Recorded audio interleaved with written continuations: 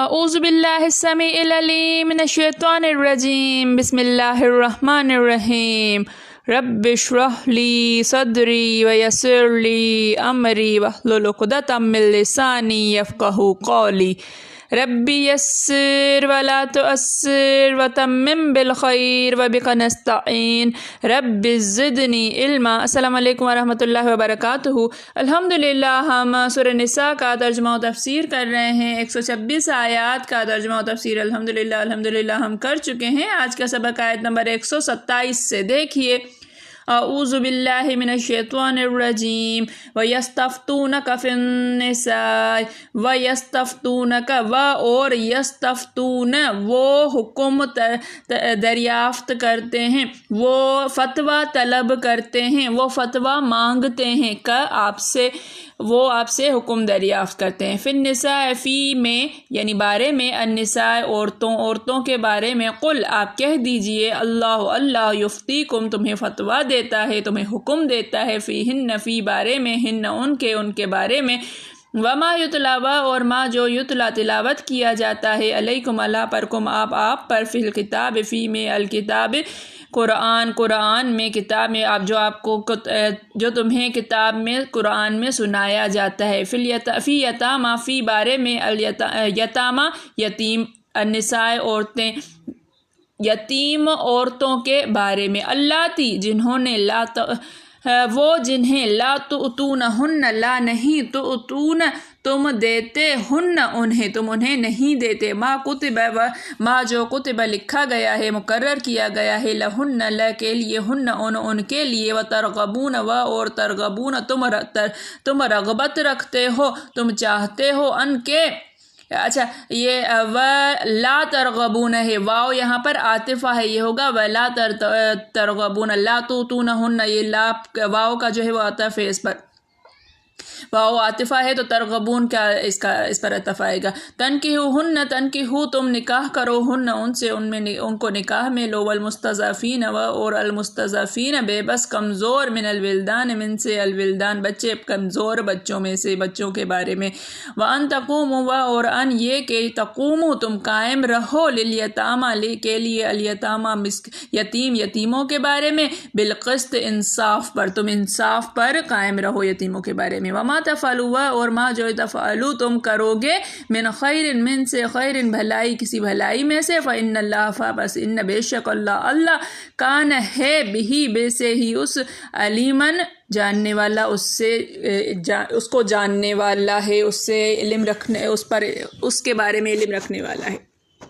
وَيَسْتَفْتُونَكَ فِي النِّسَاءِ اور وہ آپ سے عورتوں کے بارے میں حکم دریافت کرتے ہیں، فتویٰ طلب کرتے ہیں، قل اللہ آپ کہہ دیجئے کہ اللہ یفتیکم تمہیں حکم دیتا ہے، فیہن ان کے بارے میں، وما یتلا علیکم فی الکتاب اور جو سنایا جاتا ہے تمہیں قرآن میں، فی الیتامی النساء اللاتی لا تؤتونہن یتیم عورتوں کے بارے میں جنہیں تم نہیں دیتے ہو، ما کتب لہن جو ان کے لیے مقرر کیا گیا ہے، وترغبون ان تنکحوہن اور تم ان سے نکاح کی رغبت اور تم نہیں چاہتے ہو کہ ان سے نکاح کرو، والمستضعفین من الولدان اور بے بس بچوں، کمزور بچوں کے بارے میں، وَأَن تَقُومُوا لِلْيَتَامَى بِالْقِسْطِ اور یہ کہ تم قائم رہو یتیموں کے بارے میں انصاف پر، وَمَا تَفْعَلُوا مِنْ خَيْرٍ اور جو کچھ بھی تم کوئی بھلائی کرو گے، فَإِنَّ اللَّهَ كَانَ بِهِ عَلِيمًا تو بے شک اللہ تعالیٰ اس کو جاننے والا ہے۔ اے پیغمبر،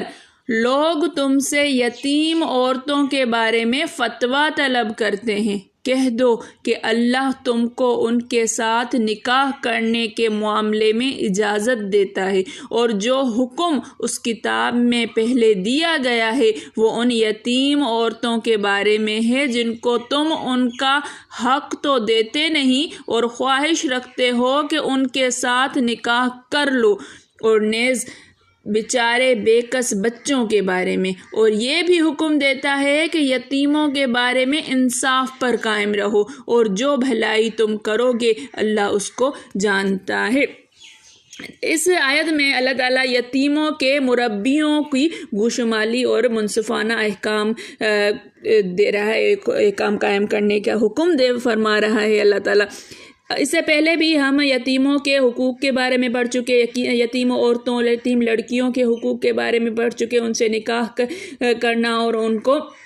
صحیح مہر ادا کرنے کے احکام ہم پڑھ چکے ہیں۔ صحیح بخاری شریف میں حضرت عائشہ فرماتی ہیں رضی اللہ تعالیٰ عنہ، اس سے مراد وہ شخص ہے جس کی پرورش میں کوئی یتیم بچی ہو جس کا ولی وارث بھی وہی مال میں شریک ہو گیا ہو، اب چاہتا یہ ہو کہ اس یتیم سے میں نکاح کر لوں، اس بنا پر اور جگہ اس کی شادی روکتا ہو، ایسے شخص کے بارے میں یہ آیت اتری ہے۔ ایک روایت میں ہے کہ اس آیت کے اترنے کے بعد جب پھر لوگوں نے حضور صلی اللہ علیہ وآلہ وسلم سے ان یتیم لڑکیوں کے بارے میں سوال کیا تو اللہ تعالیٰ نے یستفتونک قل اللہ یفتیکم فی الکلالہ، آگے آخر میں ایسے سورت کے ہم پڑھیں گے والی 176 آیت فرماتی ہیں کہ اس آیت میں جو فرمایا گیا ہے وَمَا يُتْلَى عَلَيْكُمْ فِي الْكِتَابِ فِي يَتَامَى النِّسَاءِ اللَّاتِي لَا تُؤْتُونَهُنَّ مَا كُتِبَ لَهُنَّ وَتَرْغَبُونَ أَن تَنكِحُوهُنَّ وَالْمُسْتَضْعَفِينَ مِنَ الْوِلْدَانِ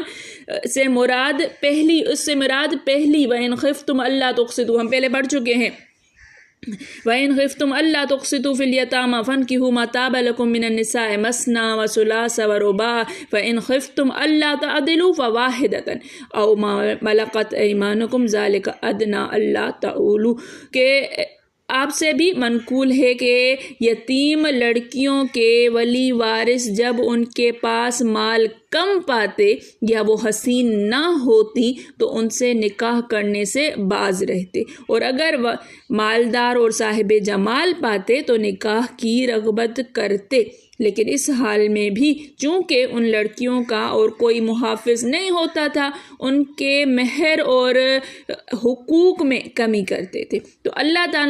تعالیٰ نے انہیں روک دیا کہ بغیر پورا مہر اور پورے حقوق دینے کے نکاح کر لینے کی اجازت نہیں۔ مقصد یہ ہے کہ ایسی یتیم بچی جس سے اس کے ولی کو نکاح حلال ہو تو وہ اس سے نکاح کر سکتا ہے، بشرطے جو مہر اس جیسی اس کے کنبے قبیلے کی اور لڑکیوں کو ملا ہے اسے بھی اتنا ہی دے، اور اگر ایسا نہ کرے تو اسے چاہیے اس سے نکاح بھی نہ کرے۔ اس صورت کے شروع کے اس مضمون کی پہلی آیت کا بھی یہی مطلب ہے۔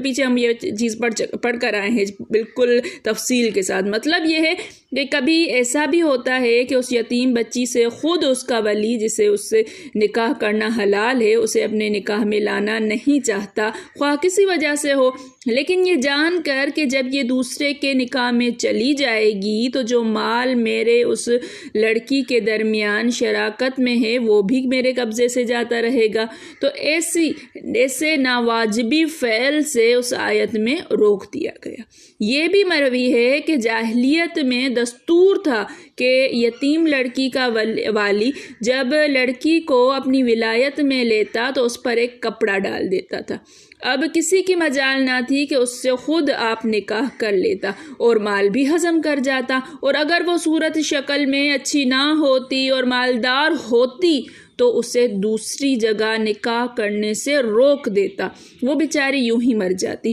اور یہ اس کا مال قبضے میں کر لیتا۔ اس سے اللہ تعالیٰ اس آیت میں منع فرما رہا ہے۔ حضرت ابن عباس رضی اللہ تعالیٰ عنہ سے اس کے ساتھ ہی یہ بھی مروی ہے کہ جاہلیت والے چھوٹے لڑکوں کو وارث نہیں سمجھتے تھے،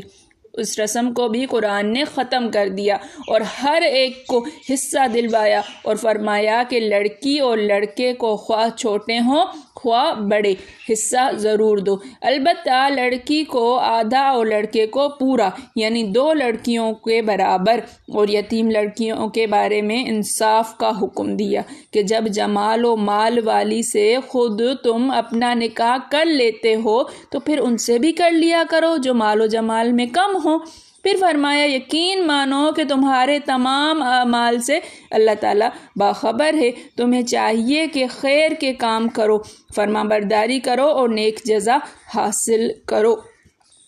اگر اپنے خاندانوں میں اپنے خاندان میں نظر پھیریے تو کہیں نہ کہیں جو ہے وہ یتیم بچیاں، یتیم لڑکیاں، یتیم بچے کو ملیں گے، اور کہیں نہ کہیں آپ دیکھیں گے کہ ان کے ساتھ یہی جو ہے وہ سلوک ہو رہا ہے۔ اللہ تعالیٰ سمجھنے کی توفیق عطا فرمائے۔ یہ تو بات تھی جاہلیت کی، وہی دور ابھی تک چل رہا ہے، ابھی تک